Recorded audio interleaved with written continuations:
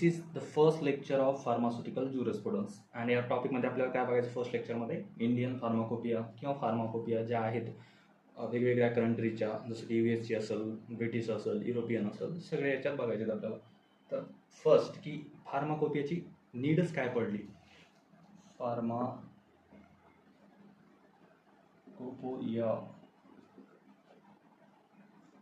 तर फार्माकोपियाची नीडच काय पडली. एशियन काळामध्ये ड्रग जे होता डिसीजसाठी यूज तर करत होते पीपल, बट ह्या ड्रगला बनवायचं कसं, ड्रगला प्रिपरेशनमध्ये किती प्रमाणात पाहिजे, किती डोस असला पाहिजे, हे कुठं लिहिलेलं नव्हतं. तर कोणी पण यायचं ड्रग फॉर्म करायचं, यूज करायचं, मग त्याचे ॲडव्हर्स इफेक्ट व्हायला लागले. मग हे ॲडव्हर्स इफेक्ट टाळण्यासाठी किंवा ड्रगला रेग्युलेट करण्यासाठी किंवा स्टँडर्ड क्वालिटीचं बनवण्यासाठी आपल्याला फार्माकोपियाची गरज पडली. त्याच्यामुळे वेगवेगळे जे नेशन्स होते त्यांनी फार्माकोपिया फॉर्म करायचं स्टार्ट केलं. तर पहिली फार्माकोपिया होती वर्ल्डमधली, ती स्टार्ट झाली 1580मध्ये. कुठं स्टार्ट झाली? इटलीमध्ये, आपला मोदीजीच्या ससुरालमध्ये, इटलीमध्ये पहिली फार्माकोपिया जगातली तयार झाली 1580मध्ये, इटलीमध्ये. कोणत्या सिटीमध्ये? बर्गामो सिटीमध्ये पहिली फार्माकोपिया स्टार्ट झाली. तर या फार्माकोपियाचा जे मेन मोटो होता काय, की स्टँडर्ड क्वालिटी ड्रग फॉर्म करायची किंवा ड्रगबद्दल रेग्युलेशन जे आहे ते आणायचं अस्तित्वामध्ये. तर फार्माकोपियाची डेफिनेशन ती असते की हे एक ऑफिशियल बुक असतं ज्यामध्ये ड्रगबद्दलची सगळी माहिती असते, जसं की फिजिकल प्रॉपर्टीज, केमिकल प्रॉपर्टीज.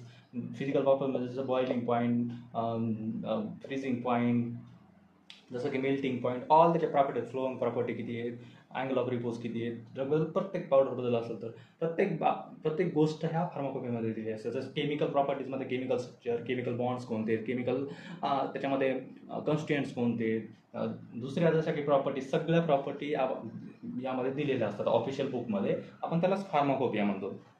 नंतर मोस्टली जे क्वेश्चन विचारले जातात, कॉम्पिटेटिव्ह एक्झाम असेल, जीपॅट असेल, फार्मसीची एक्झाम असेल, त्यामध्ये मोस्टली जे क्वेश्चन विचारले जातात ते इंडियन फार्माकोपियामधून विचारले जातात.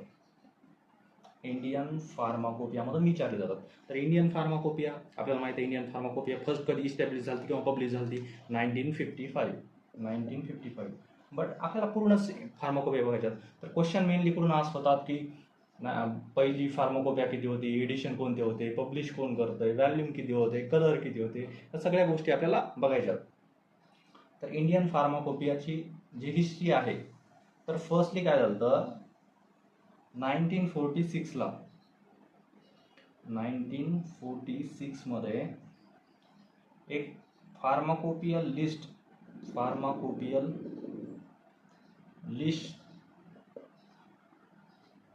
पब्लिश केली. 1946 मध्ये फार्माकोपियल लिस्ट पब्लिश केली. यामध्ये ड्रगची लिस्ट होती. ड्रगचं जसं की फार्माकोपियामध्ये असते तसंच होतं, फक्त याचं नाव होतं फार्माकोपियल लिस्ट. कधी पब्लिश केली? 1946. आणि याचं जे चेअरमन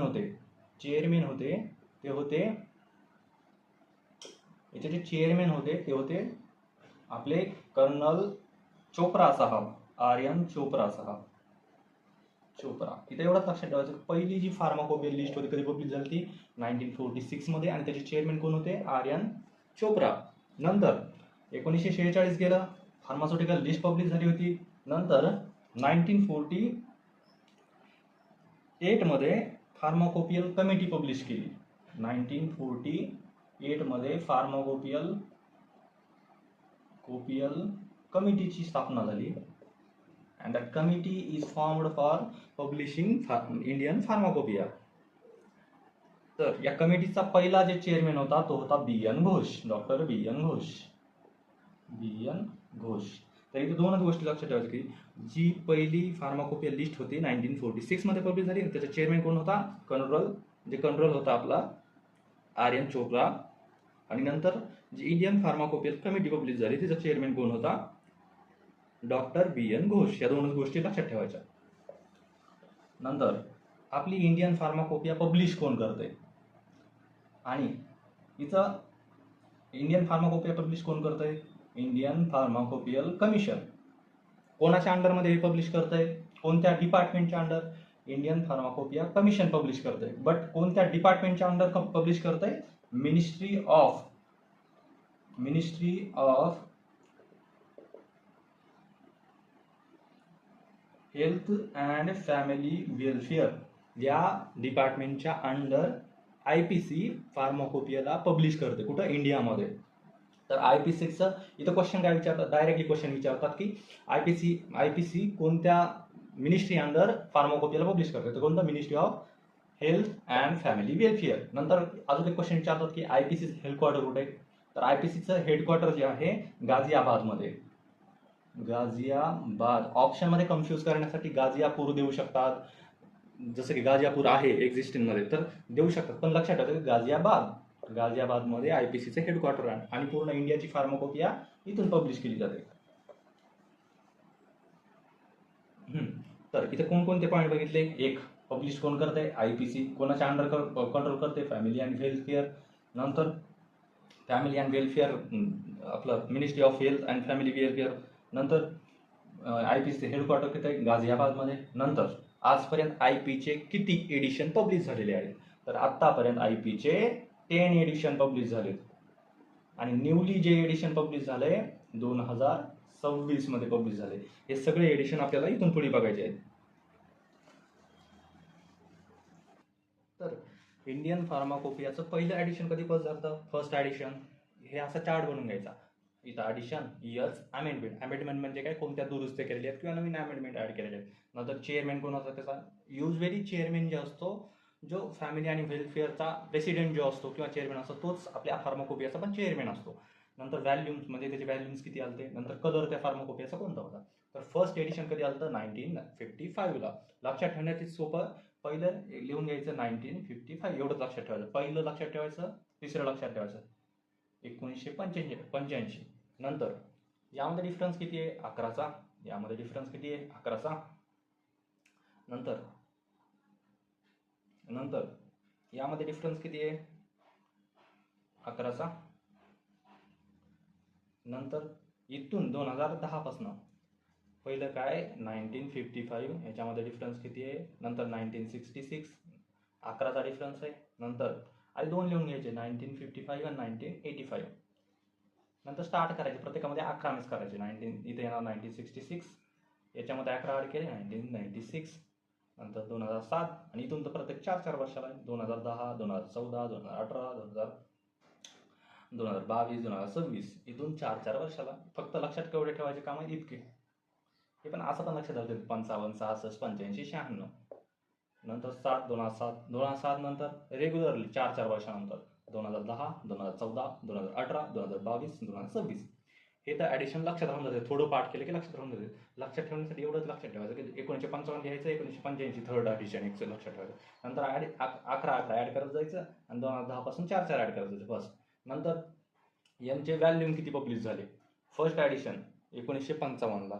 याचे ॲडिशन लक्षात ठेवण्यासाठी काहीच नाही, फक्त 10 ॲडिशन लिहून ठेवायचे आणि डायरेक्ट 1 1 2 2 3 3 4 4 4 प्रत्येकाचे 1 1 2 2 3 3 4 4 4 सगळ्यांचे एवढे ॲडिशन किंवा एवढे व्हॅल्यूम रिलीज झालेले. फर्स्ट 2 3 पासून 10 पर्यंत लिहित जायचं. आपले इयर लक्षात ठेवायचे आणि व्हॅल्यूम तर काय नाही, व्हॅल्यूम 1 1 2 2 3 3 4 4 4 4 4 शेवटपर्यंत. नंतर कलर लक्षात ठेवण्यासाठी कलर जे होता पहिल्या फार्माकोपियाचा मेन्शन केलेला नाहीये, सेकंडचा पण मेन्शन केलेला नाही, थर्डचा पण मेन्शन केलेला नाहीये. पहिल्या ज्या 3 फार्माकोपिया होत्या त्यांचं कलर मेन्शन केलेलं नाहीये. नंतर ज्या 3 फार्माकोपिया होत्या 85 पासूनच्या, त्यांचा कलर ब्ल्यू होतो. Blue blue blue. हे काँग्रेसचा काळ होता ना, त्या काळात ब्ल्यू यूज होत होता. एवढंच लक्षात ठेवायचं की पहिल्या 3 म्हणजे कलर मेन्शन केलेला नाहीये, नंतरच्या 3 ब्ल्यूमध्ये आणि नंतरचे आहे एक जेव्हा मोदीजी आपले निवडून आले ते रेड कलरची आहे. नंतरच्या राहिलेल्या मोदीजीच्या काळापासून नंतरचा आपल्याला माहिती आहे मोदीजीच्या नंतर सगळं ऑरेंज झालाय. भगवा कलर यूज होते सगळीकडे, ऑरेंज ऑरेंज ऑरेंज. कसं लक्षात ठेवायचं? पहिल्या 3 कलर मेन्शन केलेला नाही आहे, नंतरच्या 3 ब्ल्यू कलरच्या. नंतर मोदीजी जेव्हा निवडून आले 2014ला तेव्हा रेड कलर आणि नंतर मोदीजीनं सगळं ऑरेंजच करून टाकले. काय काय लक्षात राहिलं आपल्याला? ॲडिशन 10 आहे ते लक्षात राहिलं. इयर्स सगळे पाठ केले आपण. नंतर व्हॅल्यूम तर लक्षात ठेवणं खूपच इझी, 1 1 2 2 3 3 4 4 4 4 4. नंतर कलर लक्षात राहिले, पहिले 3 मेन्शन नाहीत, नंतरचे 3 ब्ल्यू, नंतर रेड आणि नंतरचे ऑरेंज. संपला विषय. आता सगळ्यात जास्त क्वेश्चन कुठले विचारतात? व्हॅल्यूम किंवा चेअरमॅन मधले की ह्या किंवा इयर्स विचारतात की कोणत्या इयरमध्ये पब्लिश झालेली आहे. इयर्स पाठ झाले, व्हॅल्यूम पाठ झाले, कलर पाठ झाले. चेअरमॅन कसे लक्षात ठेवायचे? पहिल्याचा चेअरमॅन होता डॉक्टर बी एन घोष, सेकंडचा चेअरमॅन कोण होता? डॉक्टर मुखर्जी, नंतर नित्यानंद, 3 वेळेस नित्यानंद, डॉक्टर नित्यानंद, डॉक्टर नित्यानंद. नंतर कोण आला? 6व्याचा 2010चा चेअरमॅन कोण आला? डॉक्टर चंद्रमौली, नंतर doctor Ghulam Nabi Azad, doctor C के मिश्रा, डॉक्टर मनसुख मांडविया, नंतर डॉक्टर जे पी नड्डा, जे आता फॅमिली आणि वेलफेअर डिपार्टमेंटचा जे प्रेसिडेंट आहे कोण आहे? डॉक्टर जे पी नड्डा, किंवा स्वास्थ्य आपला विभाग आहे त्याचा प्रेसिडेंट हे डॉक्टर जे पी नड्डा आहे. ते आता सध्याचा हे पाठच होऊन जाते. तर ह्याला लक्षात ठेवण्यासाठी एक ट्रिक आहे. घोष लगाओ मुख से, नित्य आनंद आएगा, चंद्रमुखी ने गुलाब दिया, मिश्रा जी को मन सुख हो गया. कोणती ट्रिक आहे? घोष लगाओ मुख से, नित्य आनंद आएगा, चंद्रमुखी ने गुलाब दिया, मिश्रा जी को मन सुख हो गया. आणि जे पी नड्डा तर लक्षात राहून जाते. एवढंच लक्षात ठेवायचं की नित्य आनंद 3 वेळेस आहे. घोष लगाओ मुख से, मुख म्हणजे मुखर्जी. नित्य आनंद आएगा, नित्य आनंद किती? 3 वेळेस आला, 3 मल्टिपल टाइम आला. नित्यानंद नित्यानंद नित्यानंद. चंद्रमुखी ने गुलाब दिया, किसको? मिश्रा जी को, मन सुख हो गया. संपली ही ट्रिक. पूर्ण फार्माकोपिया किंवा इंडियन फार्माकोपिया बद्दल सगळं लक्षात राहून जाईल. आणि मेनली आता क्वेश्चन कुठले एक तर इयर विचारतात, व्हॅल्यू विचारतात किंवा चेअरमॅन विचारतात. अमेंडमेंट जे आहेत पाठ करून टाकायचं, तसं तर जास्त क्वेश्चन येत नाही, पण कधी कधी अमेंडमेंटचा पण क्वेश्चन येते. अमेंडमेंट पण लक्षात राहून जातात. जसं की 1955 आणि 1966 याच्या मधातला इयर कोणता येऊ शकते? 1960.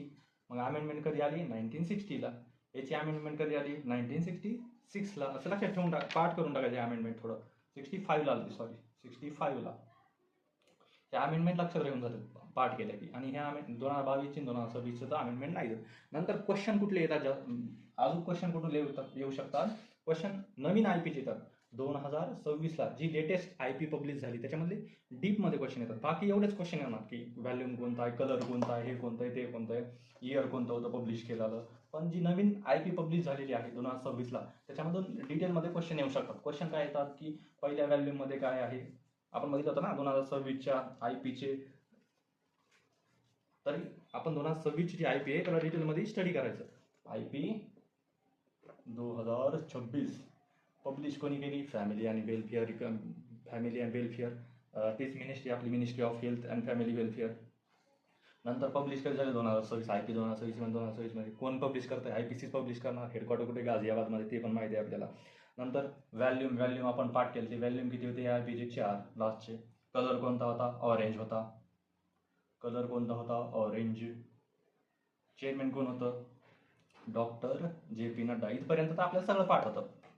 बट इथून पुढच्या गोष्टी जरा डिटेलमध्ये विचारतात. जसं की या आयपी 2026मध्ये 122 नवीन मोनोग्राफ्स ऍड केले. मोनोग्राफ्स म्हणजे काय?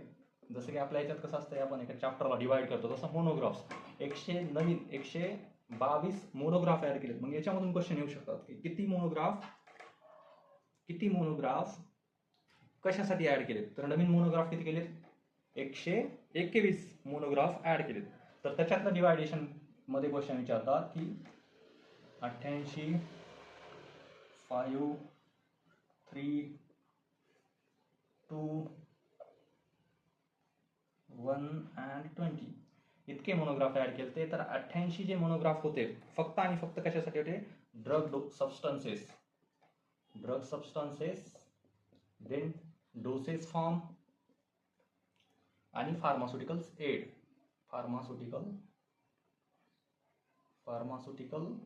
एड्स यासाठी हे 88 मोनोग्राफ 121 पैकी 88 मोनोग्राफ फक्त कशाचे होते? ड्रग्स.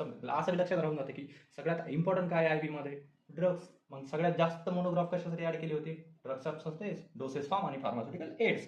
नंतर येते 5 मोनोग्राफ जे होते ते ऍड केले होते vitamins, amino acids, fatty acids आणि मिनरल्स यासाठी 5 मोनोग्राफ नवीन ऍड केले. मग या लक्षात कसं ठेवायचं? आपल्याला माहिती आहे की 5 कॉन्स्टिट्युएशन पासून आपली बॉडी बनलेली, असं म्हणत नाही का आपण? फायर असेल, सॉईल असेल, याच्यापासून आपलं बनलेली मूलभूत जे कॉन्स्टिट्युएटेड बॉडीचे ते कोणते 5 आपण म्हणतात ना, तसं 5 लक्षात ठेवू शकतात की ज्या मूलभूत गरजा आहेत आपल्या, अमायनो ॲसिड असतील, इसेन्शियल जे गरजा आहेत आपल्या कोणकोणत्या, vitamins, amino acids, fatty acids, minerals, त्याच्यासाठी पाचहून लक्षात राहू शकतं की 5 इसेन्शियल गरजा कोणकोणत्या आहेत, असं राहून जाते की लक्षात. जसं की सेन्स ऑर्गन पण इसेन्शियल, त्याच्यामुळे 5हून लक्षात राहून जाते, विटॅमिन्स, अमायनो ॲसिड, फॅटीज. नंतर 3 नवीन मोनोग्राफ कशासाठी ॲड केले ते, वॅक्सिन्स अँड इम्युनोसेरा. याला कशा लक्षात ठेवून जायचं, जसं करोनाचे 3 डोस होते, एक प्री डोस, नंतर एक डोस, नंतर करोना झाल्यानंतर एक डोस आलता. याच्यामुळे लक्षात राहून जाते की 3 म्हणजे वॅक्सिन्स आणि इम्युनोसेरासाठी ॲड केले. नंतर 2 बायोटेक्नॉलॉजिकल प्रोडक्ट्स जे होते, biotechnological derived थेराप्युटिकल product, biotechnological derived थेराप्युटिकल product जे होते, त्यासाठी 2 मोनोग्राफ ॲड केले. तर याला कसं लक्षात ठेवायचं, मी कसं लक्षात ठेवलं, जसं की मला पहिला PM फार्मास्युटिकल ऑर्गॅनिक केमिस्ट्री सगळ्यात अवघड जायचा, मेडिसिनल केमिस्ट्री सगळ्यात अवघड सब्जेक्ट जायचा, आणि सेकंड नंबरला मला फार्मसीमध्ये कोणता सब्जेक्ट अवघड जायचा, ते बायोटेक्नॉलॉजी होता, कारण आमच्या टीचर्स नव्हते कोणी शिकवायला त्याच्यासाठी. मग असं लक्षात ठेवलं की सेकंड सब्जेक्ट कोणता हार्ड जात होता, मला बायोटेक्नॉलॉजी. त्याच्यामुळे लक्षात राहतं की 2 मोनोग्राफ जे होते बायोटेक्नॉलॉजिकल प्रोडक्टसाठी. अजून पण 2 मोनोग्राफ आहेत, हे सगळे मिळून किती होणार, 120. 2 मोनोग्राफ जे होते बायोटेक्नॉलॉजिकल डिराइव्ड थेराप्युटिकल प्रोडक्टसाठी. नंतर अजून 2 मोनोग्राफ ॲड केले ब्लड रिलेटेड प्रोडक्टसाठी, 2 मोनोग्राफ हे लक्षात ठेवून टाकले. नंतर 1 मोनोग्राफ ॲड केला वेटरनरी प्रोडक्टसाठी, वेटरनरी वॅक्सिनसाठी, वेटरनरी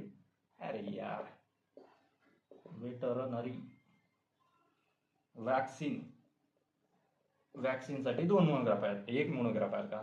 सगळ्यात कमी मोनोग्राफ कोणता, 1 वाला, कोणासाठी, ॲनिमलसाठी. सगळ्यात कमी वेटेज कोणाला दिले आपल्या मध्ये, हे लक्षात राहून जातं की ॲनिमलसाठी सगळ्यात कमी वेटेज असते ते वेटरनरी वॅक्सिनसाठी 1 मोनोग्राफ. नंतर 20 मोनोग्राफ कशासाठी ॲड केले, blood कॉम्पोनंटसाठी,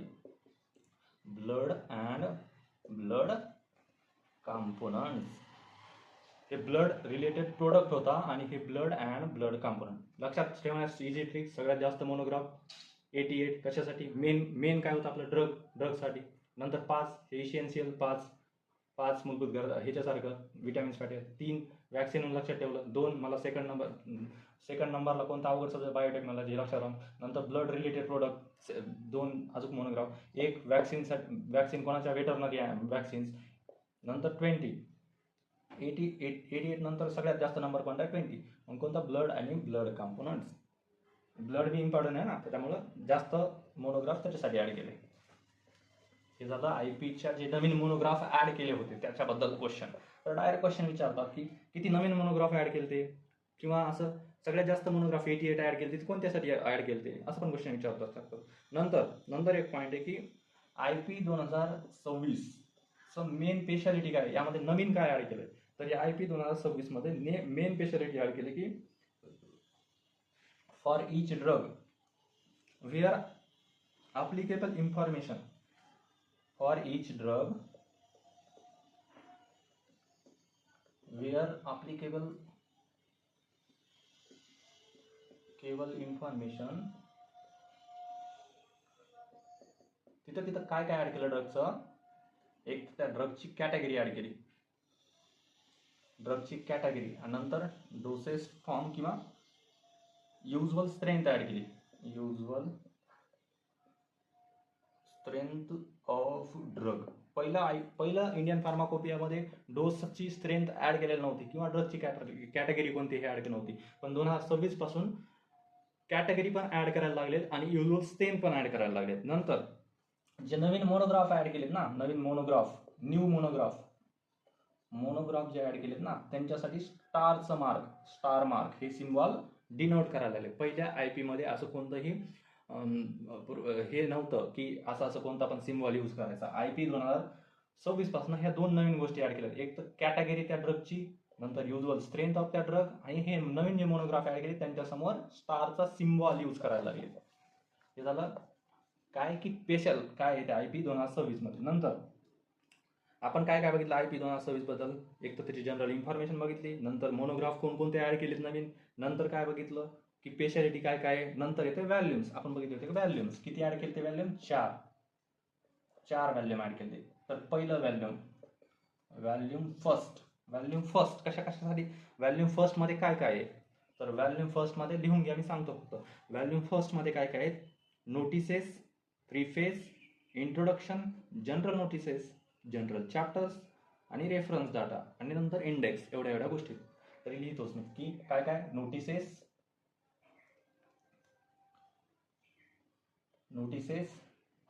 preface, introduction,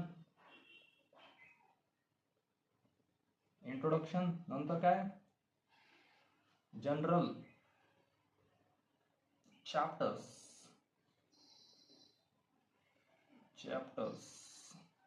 then reference, then index. Volume first मध्ये काय काय होतं? Notices, preface, introduction, general chapter, references आणि इंडेक्स. असं पण माहिती आहे की आपण स्टार्ट करून तर बुक लिहिल्या सुरू केलं त्याच्या अगोदर फर्स्ट पेजपासून किंवा व्हॅल्यूम फर्स्टपासून काय काय लिहितात? नोटिसेस, प्रीफेस असेल त्याचा बुकबद्दलची माहिती, प्रीफेस, नंतर इंट्रोडक्शन, जनरल चॅप्टर, नंतर रेफरन्सेस, इंडेक्स कुठं लिहितात? आपण स्टार्टला लिहितात. तसं पण IP मध्ये हे व्हॉल्यूम फर्स्टमध्ये असं लिहिलेलं आहे, notices, preface, introduction, general chapters हे ते. नंतर येते व्हॅल्यूम सेकंड. तर व्हॅल्यूम सेकंड मध्ये काय काय आहे? व्हॅल्यूम सेकंड मध्ये सगळं ड्रगच्या बाबतीत लिहिलेलं आहे. एक झालं इंट्रोडक्शन हे ते सगळं, इंडेक्स झाला, सगळं झालं. व्हॅल्यूम सेकंड मध्ये काय काय दिलेलं आहे? सगळं ड्रगच्या बाबतीत. जसं की जनरल मोनोग्राफ्स,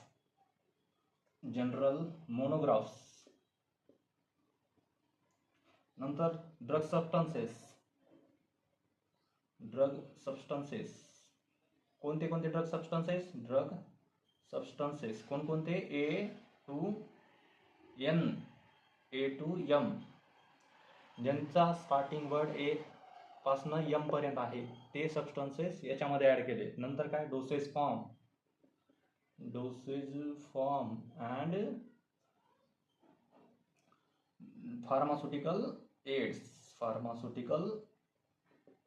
एड्स. काय काय ऍड केलं सेकंड मध्ये? व्हॅल्यूम सेकंड मध्ये जनरल मोनोग्राफ्स असतील. जनरल मोनोग्राफ्स मध्येच काय? याच्यामध्ये ड्रगची इन्फॉर्मेशन असणार. ड्रग सबस्टन्सेस कोणते? A to M पर्यंतचे, नंतर starting of word A to M असणार आहे अल्फाबेट पासून. नंतर डोसेस फॉर्म, नंतर फार्मास्युटिकल एड्स.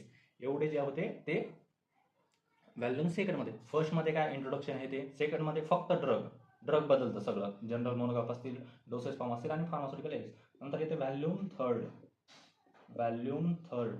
मध्ये काय काय ऍड केलं? व्हॅल्यूम थर्ड मध्ये ड्रग सबस्टन्सेस कोणकोणते मग राहिलेले? N to Z पर्यंत. डायरेक्ट क्वेश्चन विचारू शकतात की N to Z सबस्टन्सेस कितव्या व्हॅल्यूम मध्ये IP च्या 2026च्या पब्लिश केलेले? तर N to Z volume third मध्ये. नंतर विटॅमिन्स,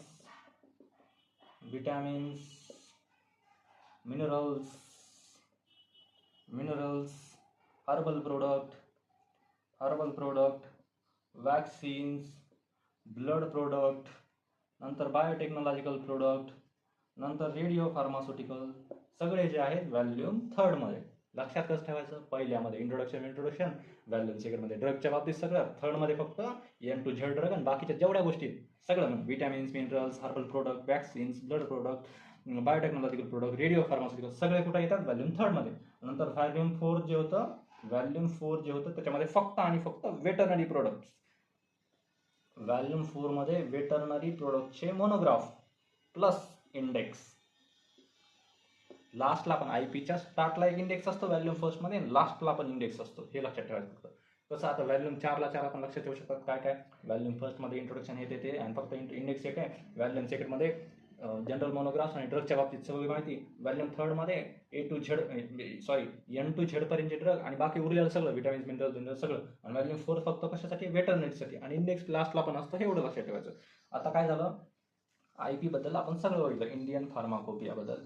याच्या बाहेरचा क्वेश्चन कुठला पण जास्त विचारत नाही. काय काय बघितलं आपण? सगळं बघितलं. IP फर्स्ट पासून लास्ट पर्यंत 2026चं आणि 2026च्या लास्ट डिटेलमध्ये बघितलं थोडं. IP 2026चे व्हॅल्यूम्स, नवीन मोनोग्राफ कशाचे ऍड केले, सगळं बघितलं. नंतर येते जे बाहेरच्या फार्माकोपी आहे, जसं की युनायटेड स्टेट फार्माकोपी असेल, जसं की ब्रिटिश फार्माकोपी असेल, याच्यात ते जास्त क्वेश्चन येतात विचारत नाहीत. पण इस्टॅब्लिशमेंट इयर जास्त मोस्टली जे क्वेश्चन विचारतात इंडियन फार्माकोपियामधूनच विचारतात. बट विचारलं तरी आपल्याला माहीत असलं पाहिजे, जसं की US युनायटेड स्टेट फार्माकोपिया. तर US फार्माकोपियाची इस्टॅब्लिशमेंट कधी झाली? 1820 मध्ये. एवढं जरी क्वेश्चन जर लक्षात ठेवलं ना की कधी झाली? 1820 मुळे. आणि युनायटेड स्टेट फार्माकोपिया पब्लिश कोण करतंय? United state pharmacopoeia convention. United state pharmacopoeia convention, USPC लक्षात ठेवायचं. United state pharmacopoeia convention, long form लिहून घ्या. United state pharmacopoeia commission publish करतंय कुठं? US मध्ये. आणि फर्स्ट कधी पब्लिश केली ती? 1820 मध्ये. पहिलं काय व्हायचं? लक्षात ठेव, आता हे एवढं तर लक्षात ठेवायचं. बट इथून पुढचं लक्षात ठेवायची गरज नाही, फक्त सांगतो इन्फॉर्मेशनसाठी की 1820 टू 1942 पर्यंत प्रत्येक 10 वर्षाला फार्माकोपिया पब्लिश व्हायची. नंतर 1942 टू 2000 पर्यंत प्रत्येक 5 वर्षाला फार्माकोपिया पब्लिश व्हायला लागली. नंतर 2002 पासून जेव्हापासून आपण जन्माला 2003 पासून, तेव्हापासून प्रत्येक वर्षाला पर इयर हे जे युनायटेड स्टेट फार्माकोपिया पब्लिश करायला लागले. इथं आपल्यामध्ये कसं असतं की इंडियन फार्माकोपिया आहे, फक्त इंडियन फार्माकोपियाच पब्लिश करतात. बट पहिलं काय, USP जेव्हा पब्लिश व्हायची तेव्हा इंडिव्हिज्युअली फक्त USPच पब्लिश व्हायची. बट 1975 पासून 1975च्या नेक्स्ट 1975 पासून जी युनायटेड स्टेट फार्माकोपिया पब्लिश झाली त्याच्यासोबत नॅशनल फॉर्म्युलेरी पण पब्लिश करायला लागली. आत्ताच्या काळामध्ये 1975 नंतर जेवढ्या पण फार्माकोपिया पब्लिश होतात युनायटेड स्टेटच्या, तेवढ्या नॅशनल फॉर्म्युलेरी सोबत जॉईंटमध्ये पब्लिश होतात. फक्त USP पब्लिश होत नाही, तर नॅशनल फॉर्म्युलेरी आणि USP दोन्ही पण सोबत पब्लिश होतात. मग क्वेश्चन काय विचारतात की युनायटेड स्टेट फार्माकोपियाची फर्स्ट कधी पब्लिश झाली, एवढं कोण पब्लिश करतंय. आणि क्वेश्चन जास्तीत जास्त हे विचारतात की युनायटेड स्टेट फार्माकोपिया सोबत दुसरं एक काय पब्लिश केलं जातं, तर नॅशनल फॉर्म्युलेरी. मग आतापर्यंत USPचे किती एडिशन येऊन गेले? USPचे आतापर्यंत 48 एडिशन आले. 48 एडिशन आले. आणि त्यांच्या नॅशनल फॉर्म्युलरीचे किती एडिशन आले? 43. म्हणजे आता जी 2026ला फार्माकोपिया चालू आहे युनायटेड स्टेटमध्ये, तिचा नंबर किती आहे? 48 एडिशन आहे. आणि जी नॅशनल फॉर्म्युलेरी चालू आहे तिचा नंबर किती आहे? 43 आहे. बस एवढेच क्वेश्चन विचारतात. याच्या बाहेरचं डीपमध्ये काही विचारणार. तरी पण क्वेश्चन काय की इस्टॅब्लिश कधी झालं आणि जॉईंटमध्ये पब्लिश करतात आणि सध्या कोणतं, एवढंच क्वेश्चन विचारतात. जास्त डिटेलमध्ये करायची गरज नाही. नंतर एक एक्स्ट्रा फार्माकोपी असते, आपल्याला माहिती आहे, तिचं नाव असतंय मार्टिन ले. हे पण लक्षात ठेवायचं काम आहे. थोडं फक्त याच्यातलं लक्षात काय ठेवायचं, मार्टिन ले आपण याला एक्स्ट्रा फार्माकोपी म्हणतात. तर याला पब्लिश कोण करतं एवढंच लक्षात ठेवायचं. Royal pharmaceutical society of great Britain. Royal pharmaceutical society of great Britain हे याला पब्लिश करतं, एवढंच लक्षात ठेवायचं. पहिली कधी पब्लिश झाली? 1983. एवढंच लक्षात ठेवायचं काम आहे. दोनच गोष्टी. पब्लिश कोण करतंय? Royal pharmaceutical society of great Britain. आणि कधी पब्लिश झाली फर्स्ट? 1883 मध्ये. बस एवढंच लक्षात ठेवायचं काम आहे. बाकी काही लक्षात ठेवायचं नाही. मार्टिन ले. आणि फक्त एवढं लक्षात ठेवायचं की एक्स्ट्रा फार्माकोपिया म्हणतात. डायरेक्ट क्वेश्चन येऊ शकतो की which of the following is called as extra pharmacopoeia. तर कोणाला म्हणतात आपण? मार्टिन लेला. नंतर येते ब्रिटिश फार्माकोपिया. जरी क्वेश्चन बाहेरच्या फार्माकोपियामध्ये विचारला ना, तर ते एक तर ब्रिटिश मधलं विचारणार, दुसरा USP मधला. नंतर येते ब्रिटिश फार्माकोपिया. ब्रिटिश फार्माकोपियामध्ये काय लक्षात ठेवायचं की ब्रिटिश फार्माकोपिया फर्स्ट एडिशन जे होतं 1864ला पब्लिश केलं. 1864ला. USPचं फर्स्ट एडिशन कधी पब्लिश केलं? 1820 मध्ये. बट ब्रिटिशचं त्याच्यानंतर लय वर्षानंतर 44 वर्षानंतर 1864 मध्ये फर्स्ट एडिशन पब्लिश झालं. आणि याच्यामध्ये क्वेश्चन काय अराईज होतात की पहिलं ब्रिटिश फार्माकोपिया कधी पब्लिश झाली? 1864ला. नंतर ब्रिटिश फार्माकोपियाची एक खासियत आहे की ती 2 पार्टमध्ये असते. एक पार्ट 1 आणि दुसरा पार्ट 2. तर पहिल्या पार्टमध्ये काय असतंय? Materia Medica, materia Medica, materia Medica. आणि दुसरा पार्ट काय असतो? Preparation and compounds, preparation and compounds. Materia Medica जे आहे पार्ट फर्स्ट मध्ये असते आणि पार्ट सेकंड मध्ये काय असते? Preparation and compound. इतकेच क्वेश्चन अराईज होऊ शकतात. पहिली फार्माकोपिया, ब्रिटिश फार्माकोपिया कधी पब्लिश झाली आणि 2 पार्ट आहे, त्याच्यामध्ये पार्ट 1 कोणता, पार्ट सेकंड कोणता. मटेरिया मेडिका म्हणजे ड्रग बाबतची होती आणि दुसरा पार्ट 2 मध्ये प्रिपरेशन अँड कंपाऊंड्स दिलेलं असते. नंतर ब्रिटिश फार्माकोपियाचे आतापर्यंत किती एडिशन रिलीज झाले तर ते माहित नाही, पण लक्षात काय ठेवायचं की प्रत्येक एडिशन मध्ये 6 व्हॅल्यूम असतात त्यांच्या. आपल्या कसं आहे की आपलं एक व्हॅल्यूम असू शकतो, 4 व्हॅल्यूम, 3 व्हॅल्यूम, पण ब्रिटिश फार्माकोपियाच्या जेवढ्या काही फार्माकोपिया आजपर्यंत रिलीज झाल्या त्यांच्यामध्ये सगळ्यांमध्ये 6 व्हॅल्यूम्स असतात. तर ब्रिटिश फार्माकोपियामधून क्वेश्चन काय करू शकतात? एक त्याचे इस्टॅब्लिशमेंट इयर आणि दुसरं त्याचे 2 पार्ट बदल आणि तिसरं की त्याच्यामध्ये व्हॅल्यूम किती असतात? 6 व्हॅल्यूम असतात प्रत्येक ह्याच्यात बस. आणि प्रत्येक इयरला रिलीज होते हे पण. तर ह्या फार्माकोपियामध्ये क्वेश्चन मोस्टली अराईज होतात इंडियन फार्माकोपियामधून, आणि जरी झाले तरी USP आणि ब्रिटिशमधून होतात. ते सगळं सांगितलेलं, याच्या बाहेरचा क्वेश्चन जास्त येत नाही. तर धन्यवाद.